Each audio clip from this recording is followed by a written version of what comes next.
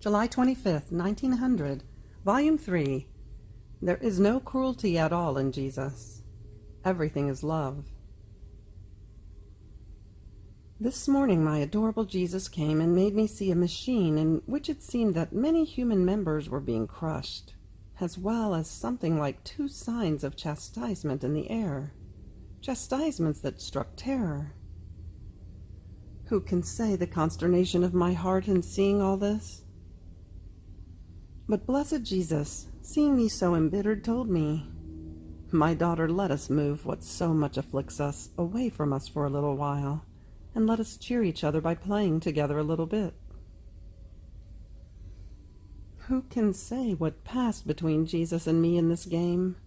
The finesses of love, the stratagems, the kisses and the caresses that we gave each other.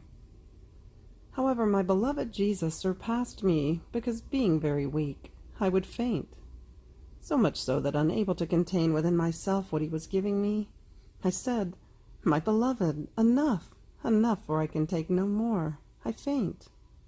My poor heart is not so large as to be capable of receiving so much, so enough for now." Then, wanting to scold me because of my speaking of the other day, sweetly he said to me, "Let me hear your complaints. Tell me, am I cruel? Has my love changed into cruelty for you?"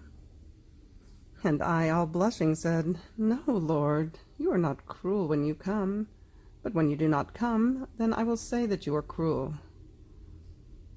Smiling at my words, he added, "You still keep saying that I am cruel when I do not come. No, no, there can be no cruelty at all in me. Everything is love. And know that if it is as you say, my very being cruel is greater love." July 25th, 1915, Volume 11. Jesus feels unfortunate in the misfortunes of creatures, and even more in love. He wants with him souls who may comfort him. Continuing in my usual state, I was lamenting with Jesus because of his usual privations, and he, always kind, sympathized with me, telling me, "My daughter, be brave. Be faithful to me in these times of tragedies, of horrendous carnage, and of intense bitterness for my heart." Almost sobbing, he added, "My daughter, in these times I feel like a poor unfortunate.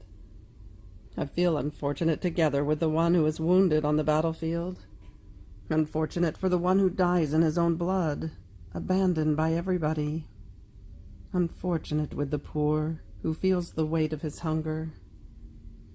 I feel the misfortune of many mothers whose hearts bleed for their sons in battle.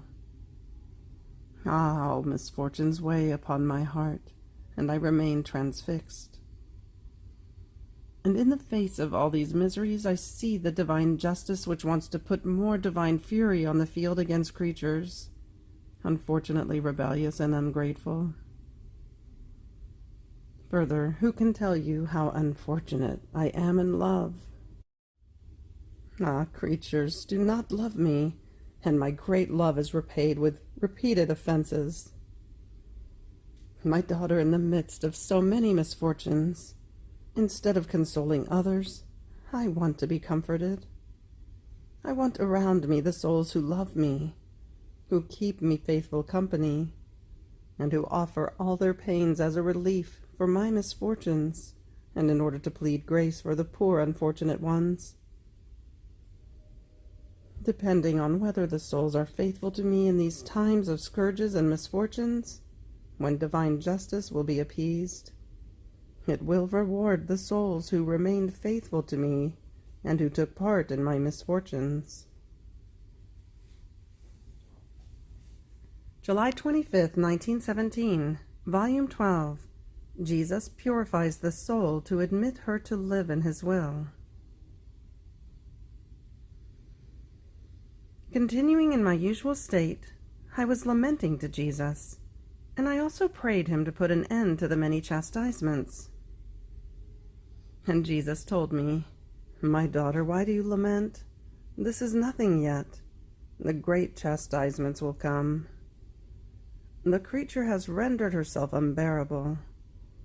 Under the blows, she rebels even more, and she does not even want to recognize my hand that strikes her.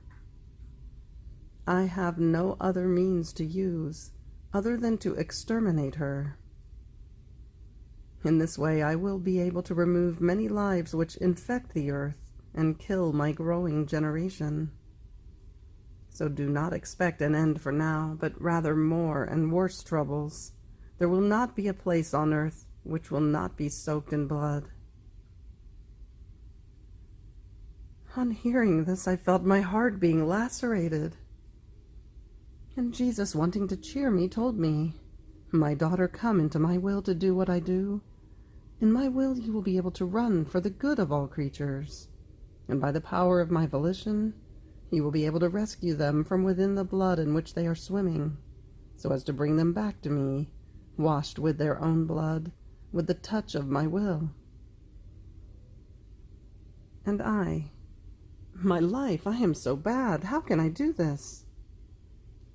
And he, "You must know that the most noble, the most sublime, the greatest and most heroic act is to do my will and to operate in my volition.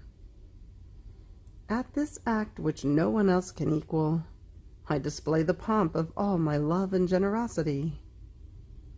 As soon as the soul decides to do it, in the act in which the two wills meet to be fused into each other and become one, to give her the honor of keeping her in my volition, if she is stained, I purify her. If the thorns of human nature envelop her, I shatter them. And if some nail pierces her, that is sin, I pulverize it, because nothing evil can enter my will. Even more, all my attributes invest her, turning her weakness into fortitude, ignorance into wisdom, misery into richness, and so with all the rest. Something from herself always remains in other acts, but in these she remains completely stripped of herself, and I fill her completely with me. July 25th, 1924, Volume 17. Sanctity is not formed of one single act. The sanctity in the divine will must be a continuous act. This morning my sweet Jesus made himself seen in my interior in the act of stretching his arms in the shape of the cross, and I remained stretched together with him.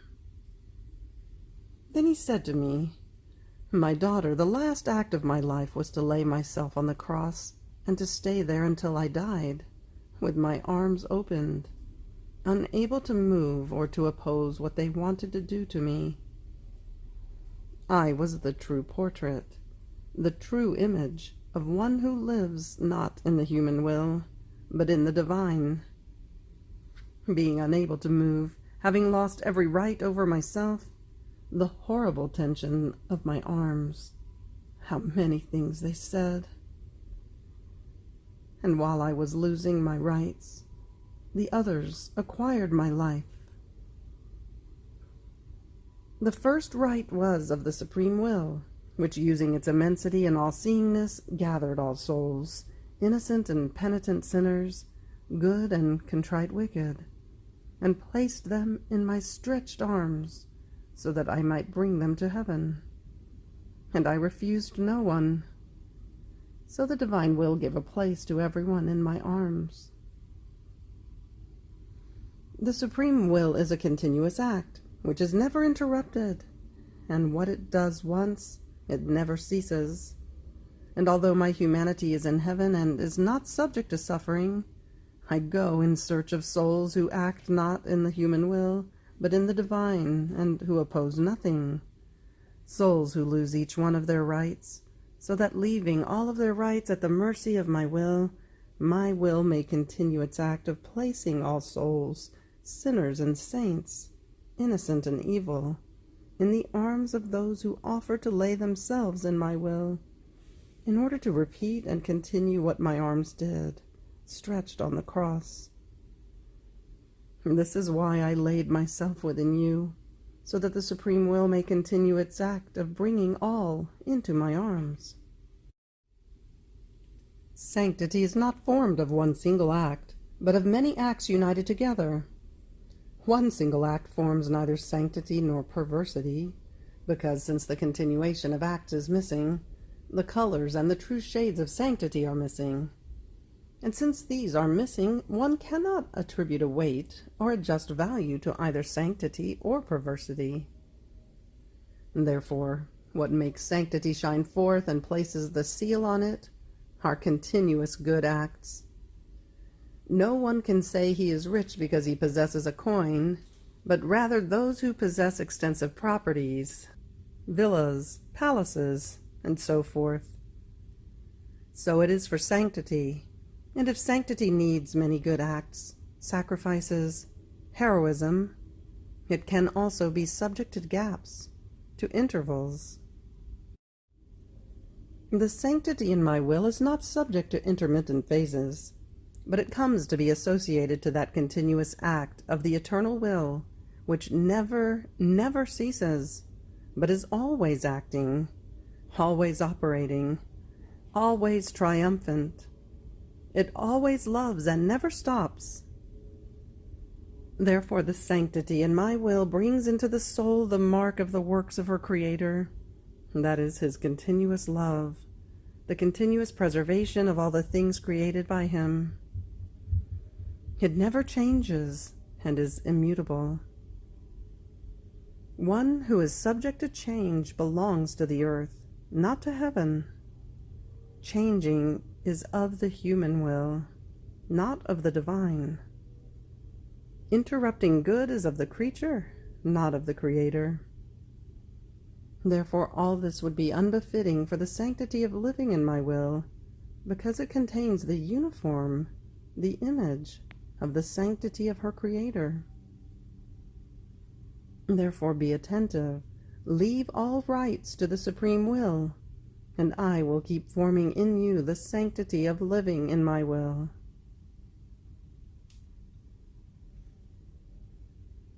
July 25th, 1937, Volume 34. How one act in the divine will can be an impetuous wind, an air, a celestial atmosphere. 3 circles. God, if he loves, he operates. If he speaks, he gives.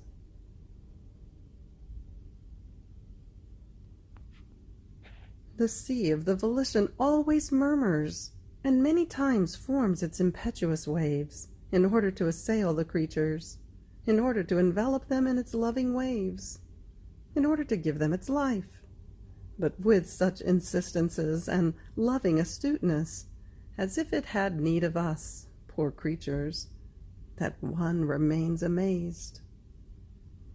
Oh, how true it is that God alone knows how to love us. Now, while my mind was lost in this sea, my sweet Jesus, surprising me with his brief little visit, told me, "Blessed daughter of my volition, have you seen how sweet was the murmur of the sea of my will? And also the souls who live in it do nothing other than murmur together in this sea. They, perfect echo of my fiat, never cease murmuring love, glory, adoration, but in a simple way. If they breathe, they murmur love. If they palpitate, if the blood circulates in their veins, if they think, if they move, in everything they murmur love, love, glory to our Creator. And if they call my will in their acts, they form the impetuous waves in order to envelop God and creatures, so that everyone, heaven and earth, make one single will. One act in my will can be an impetuous wind as to transport, to eradicate with its strength the passions, the weaknesses, the bad habits, the putrid air of sin, and to substitute for them the virtues, the divine strength, the holy habits, the sanctifying air of my will. One act in my volition can be a universal air that, penetrating everywhere and in every one, by night and by day, can make itself breathed in order to infuse its life, its sanctity, and removing the unhealthy air of the human volition, substitutes there the healthy air of my fiat, in a way as to remain sweetened, embalmed, vivified, healed by this divine air. One act in my fiat can be a celestial atmosphere that encloses in itself all our works, the creation itself, and with the strength of our works assails our divinity and imposes itself over us, so as to make us give graces and gifts, as to render the creatures capable of being able to receive the kingdom of our volition.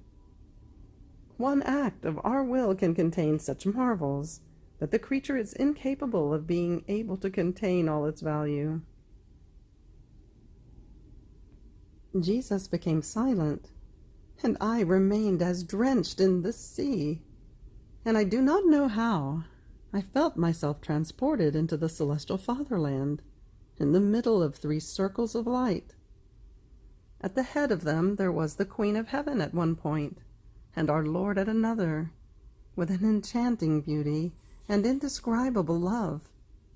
In the midst of them there was a multitude of souls completely transformed in the light in which they lived and grew, but guarded, directed, and nourished by Jesus and by the Celestial Mother.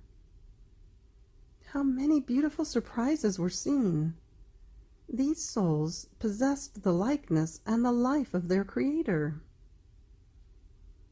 And my sweet Jesus and his mother told me, "These circles of light that you see are symbol of the Sacrosanct Trinity, and the souls are those who will form the kingdom of the divine will. This kingdom will be formed in the bosom of the divinity. The rulers of this kingdom will be the mother and son, who will guard it with jealousy. See, therefore, the certainty of this kingdom. It is already formed, because in God things are as already done. Therefore pray that what is in heaven is realized on earth."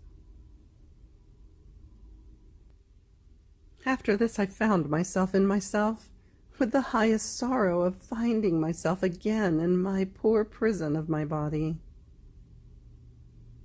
After this, my highest good Jesus, all goodness, told me, "My daughter, our divine being is all love, and so much is this love that we feel the need of putting forth from us this love, nor do we pay attention to if the creature merits it or not. If we had wanted to pay attention to the merit, the whole creation would still remain in our bosom. When we love, we operate. Indeed, we loved and we created the creation.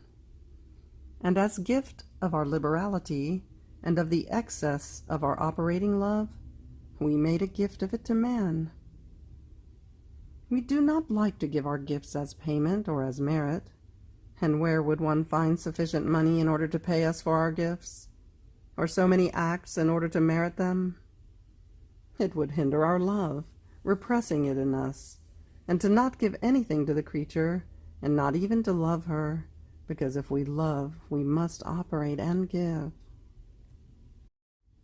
Our Supreme Being very often finds itself in such deliriums of love that we feel the need of putting forth from our divine bosom gifts and graces in order to give them to the creatures. But in order to form these gifts, we must love and manifest them in order to make them known. Therefore, if we love, we operate. If we speak, our creative word consigns the gift, confirms it, and gifts the creature with our gifts. Our word is the bearer and places us in the conditions of pouring out our repressed love. But do you want to know why we do not give our gifts as payment or as merit? Because we give them to our children. And when gifts are given to the children, one does not pay attention to if they merit. One gives because they love each other. At the most, one makes it understood. Here is the necessity for the word, so that they appreciate them and guard them and love He who has given them and who loves them so much. On the other hand, one gives as payment or as merit to the servants, to foreigners, and oh, how with many measures.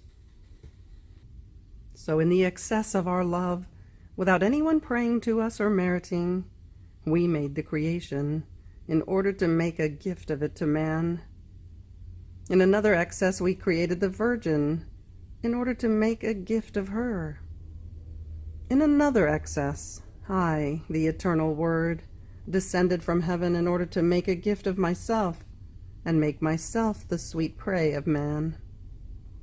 In another great excess of love, I will give them the great gift of the kingdom of my volition. The celestial Virgin, heiress of this kingdom, will call creatures as her children, so that they receive her great inheritance as a gift. Now, my daughter, if the soul lets my divine will reign, her love will not be sterile any more, but fertile, nor will she reduce herself into only words, or even into works. She will feel in herself the creative strength of our love, and will place herself in our same conditions, that if we love, we operate. If we operate, we give. But what thing do we give? The great gift of our divine being.